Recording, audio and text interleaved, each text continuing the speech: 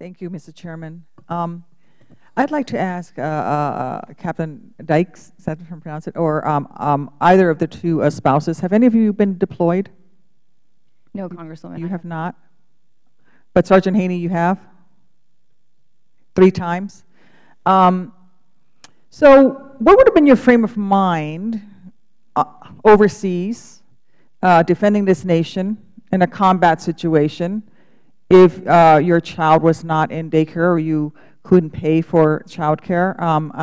I know you're not testifying, but I'm going to ask your spouse to perhaps speak to how would you feel as a mom knowing that your husband was in combat and worried about whether or not your daughter was able to be in daycare or whether or not you had money to pay for daycare. Would you want him to have those worries on his mind as he's trying to go out and engage and bring destruction to the enemy? No, Mrs. Congresswoman. Yeah.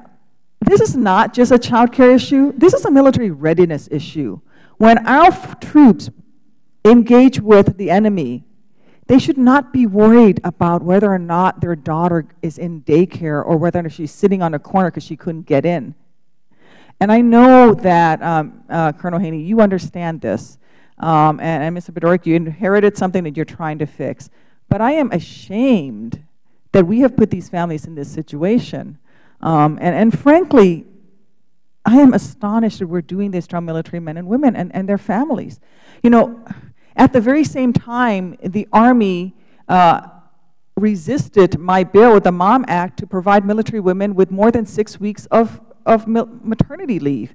So not only are we telling military women, hey, you got to go back to Afghanistan after 6 weeks, we're also telling them we're not going to provide you with the daycare on base to take care of your children. And then you got to pay out of pocket, and we're not going to reimburse you. This is shameful. We are better than that. We're the most powerful nation on the face of the earth, the most powerful military, the most powerful army on the face of the earth. We can do better. And I hope that you work very closely to fix this issue. I'm deeply concerned about this transition period that's going to end between September of this year and when the contract with GSA ends.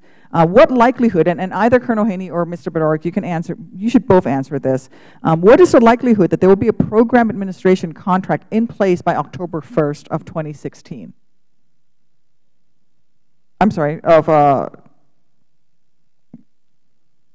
when you do the transition, would there be a contract in place, ready to go, so that nobody gets dropped, no child gets left behind, no one falls through the cracks? Ma'am, we're looking at getting a contract established as soon as possible. There will be an overlap between the contractor and GSA, and the contractor will then gradually assume more and more and more of the responsibilities as GSA works exclusively on the backlog. So there is going to be a contract in place.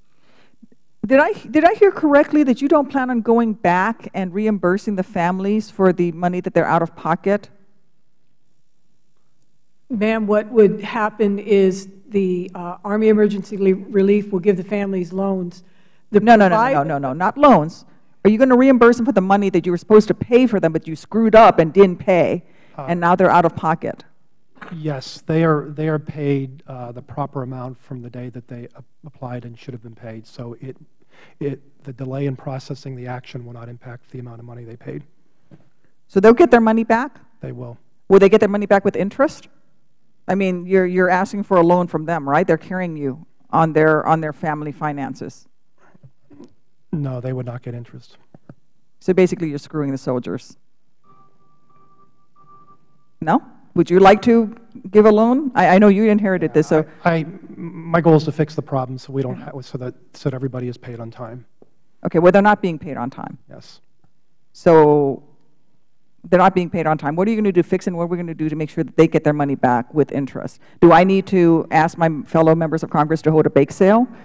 Do we need to go on the air and bring this to the general public and embarrass the Army and what do we need to do? Because these fine Americans deserve better, and their kids deserve better.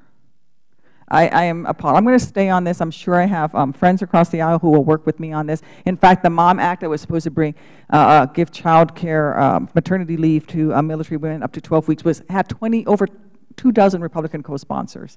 This is not a partisan issue. This is an issue of doing right by our military.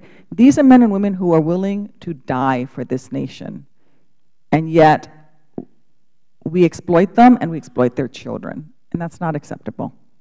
Thank you. I yield back.